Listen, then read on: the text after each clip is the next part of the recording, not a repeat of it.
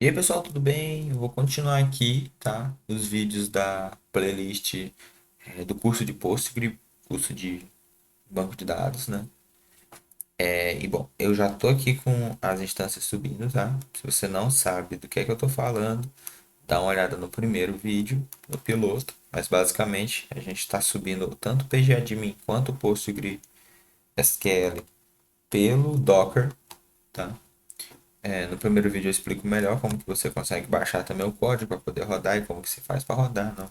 Então nem vou explicar aqui agora de novo. Mas basicamente aqui a gente tem a nossa ideia, tá? E assim, eu vou fazer exatamente isso aqui. Uma coisa bem simples hoje, tá? A gente vai fazer um banco de dados que vai ter cliente, produto e pedido, tá? Então vai ser esses três aí. Você vê que é bem simples, né? Então vamos lá. Vamos criar, né? Então, primeiro, né? Você vai ver que aqui, ó, você dá um select na tabela de pedidos, de clientes, aliás, cliente T, né, no caso. Você vê que ela não existe, essa relação. Mesmo se eu colocasse cliente minúsculo, tá? Ou né, caixa diferente também não existiria. Isso o banco de dados ele não vai diferenciar maiúsculo e minúsculo, tá? Então você consegue. É só uma questão estética mesmo. Você que decide como que você quer escrever. Então vamos começar aqui criando, né? Usando o create table, tá? E o nome da tabela, nesse caso, cliente, tá? E abre e fecha parênteses. E aqui dentro você vai colocar as informações, né? Aqui, então a gente tem aqui ó, uma primary key, que é o ID, tem o nome do cliente, tem o e-mail do cliente. Então vamos lá. ID, que vai ser serial, tá? Para ele mesmo auto-incrementar aí, ser um inteiro. E ele também é uma primary key. Então, primary key. Tá?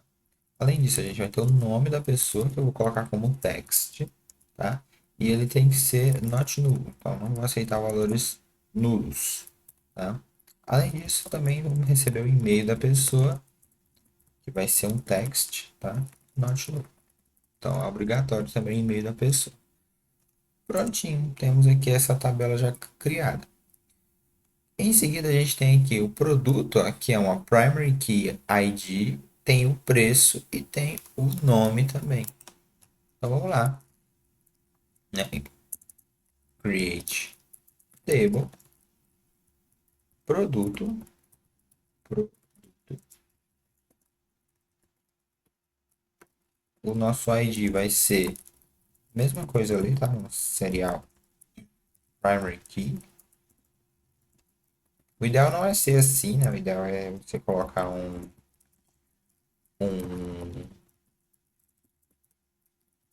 você coloca coisa, aí você colocar um UID, alguma coisa do tipo, tá? Esse incremental não é tão legal para esse tipo de caso, mas como a gente só está estudando aqui, eu vou considerar como serial mesmo, tá? Então, aqui, o que a gente vai colocar? A gente vai colocar o preço como float, porque ele é numérico, tá? Também poderia ser numeric, funcionaria também, mas eu vou colocar float mesmo. E eu vou adicionar além de não poder ser nulo, eu também vou adicionar um check aqui nele, que vai ser que o preço tem que ser maior do que zero, tá? Esse é um número positivo. E pronto, era só isso que a gente tinha também, bem simples, tá? Aqui no pedido já é um pouco mais complexo. Por quê? Porque aqui a gente tem, ó, e a primeira coisa, a primary key, ela é composta de dois elementos, tá? Que já diferencia um pouco.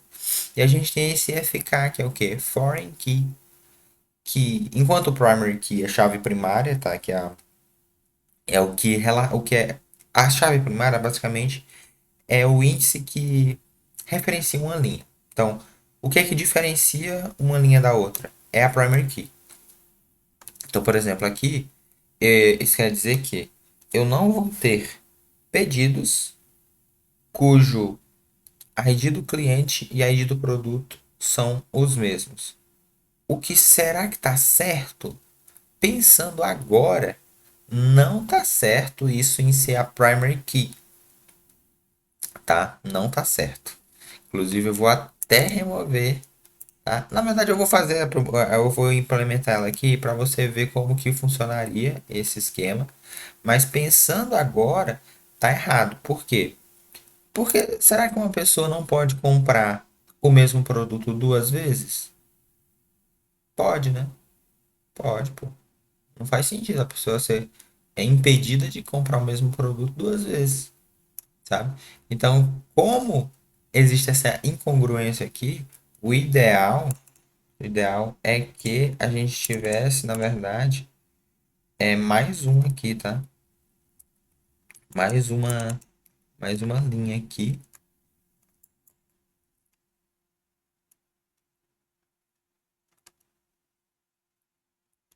Enfim, a gente tem que ter mais uma linha aqui, que seria o ID, tá?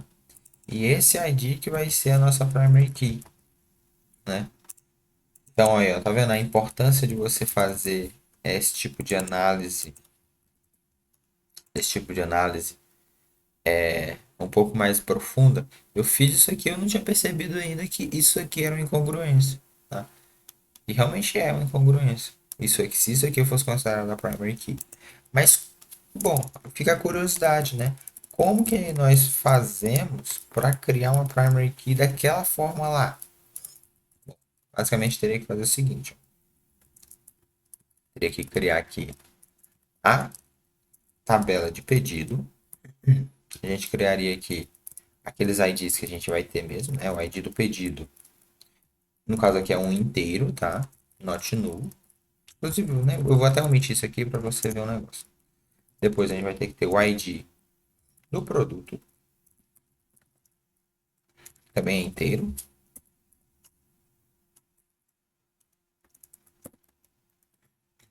E a gente tem que ter a quantidade que foi comprada, que também é inteiro. Perceba, se eu segurar o Ctrl e clicar, ó, viu que triplicou aqui, né? O meu ponteiro. Quando eu digito agora, ele digita em todos ao mesmo tempo. Isso aqui é uma forma de facilitar. Mas é aí que tá. Todos sendo são not null. E bom, ou a quantidade, a gente vai adicionar aquele check aqui também. Porque ninguém vai comprar uma quantidade zerada, né? Então, quantidade tem que ser maior que zero, tá? E aí, beleza, como que a gente faria? Porque aqui ó, você percebe que não tem nenhuma primary key, né? Eu não, como se eu não tivesse criado nenhuma primary key aqui. Mas elas existem, né? Então, seria assim, ó, primary key. E aí aqui dentro desses parênteses a gente colocaria ID do pedido, vírgula, ID do produto. E agora sim, se eu criar essa tabela aqui, ó, ela criaria com sucesso. Só que não faz sentido como a gente já viu, tá? Então eu vou botar aqui um drop table. Eu vou fazer logo a das três, tá? Cliente, drop table. Por quê? Porque isso aqui vai ser útil pra gente no futuro. Eu já vou botar aqui das três. Drop table, produto.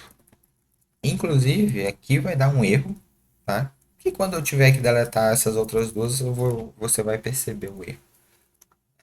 Mas eu não vou comentar agora. Enfim. E aí, beleza, isso aqui, ó, não vai fazer sentido pra gente. Então, nós vamos adicionar aqui um ID. E esse ID vai ser serial. E ele vai ser a nossa primary key. Agora, a gente precisa adicionar as chaves estrangeiras. Como que eu faço para adicionar uma chave estrangeira? Eu vou fazer o seguinte. Eu vou criar uma constraint, tá? E aí eu vou nomear essa constraint. Nesse caso, eu vou nomear de fk pedido cliente, tá? Só para poder ter uma noção. E ela vai ser uma foreign key, que vai referenciar quem, né? Quem é que é a nossa chave estrangeira? É o nosso ID do botei ID pedido, né? Tá errado. É ID cliente. ID cliente. E ele references, então ele referencia dentro da tabela de cliente, ele vai referenciar o ID. Então é meio que assim que é a leitura disso daí. E aí eu vou copiar essa tabela, essa linha aqui para agilizar o processo. O que é que a gente que vai mudar aqui vai ser do produto. O que muda aqui que é o ID produto. E aqui também é ID pedido produto, tá? Então aqui vai referenciar o pedido com o produto, tá? E aí pronto, agora nós temos sim as tabelinhas funcionando da forma adequada. Então quando eu dou aqui, ó, um... Ah, legal. Não vai deixar deletar, beleza? Mas isso é porque ela não existe nesse caso, tá? Então aqui, ó, se eu marcar só as de... Essas outras vai funcionar. Agora sim, eu posso rodar sem marcar nada, que vai executar tudo. E aí vai dar problema. Por que que dá problema? Lembra que eu te falei que quando eu fosse deletar cliente e produto daria problema? Tá dando problema justamente por quê? Porque o cliente, ele é uma tabela que tem outra tabela que depende dele. No caso é o pedido, tá? Então aqui, uma coisa que eu nem testei, mas eu acho que se eu deletasse o pedido antes, funcionaria. Funciona, tá? No entanto, imagina que você quer deletar depois. Como que eu faço? Para sempre dar esse erro, sempre vou ter que saber? Não, tá? Você pode, por exemplo, adicionar essa palavrinha aqui no final, cascade, tá? Tanto em um quanto no outro. E aí, se você executar, vai funcionar de novo. Ah, porque ele ignorou? Não, ele não ignorou. O que acontece? Quando ele vai dar esse drop table e essa tabela, ela é uma tabela que outras tabelas possuem dependência em cima dela. Por exemplo, o pedido depende de cliente e pedido depende de produto, né?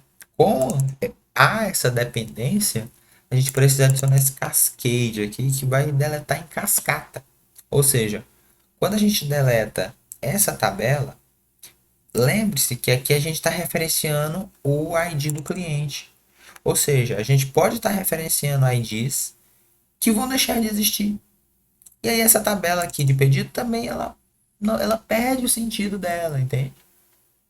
Quando a gente deleta em cascata, o que, que vai acontecer? A gente também vai deletar aqui as referências, tá? E aí vai meio que não vai ficar semanticamente correto, tá? E isso é uma das grandes vantagens de bancos de dados relacionais em cima de bancos de dados NoSQL, né? Então, bom, eu te mostrei aqui como, eu te mostrei aqui o drop table com cascade, também te mostrei como fazer constraints aqui de foreign key, né, chaves estrangeiras, tá? E no próximo vídeo eu vou inserir informações aqui dentro dessa tabela e fazer consultas com o select e tentar te mostrar como que funciona os comandos where e todo o select where, né? E todos os outros ali relacionados com ele, como order by, group by, tá? Então eu vou te mostrar tudo isso no próximo vídeo. Então, muito obrigado pela tua atenção. Se tiver alguma dúvida ou alguma coisa que você tem a acrescentar aqui que for valiosa, deixa aí nos comentários. E curte, se inscreve, compartilha. Obrigadão pela tua atenção. Tchau.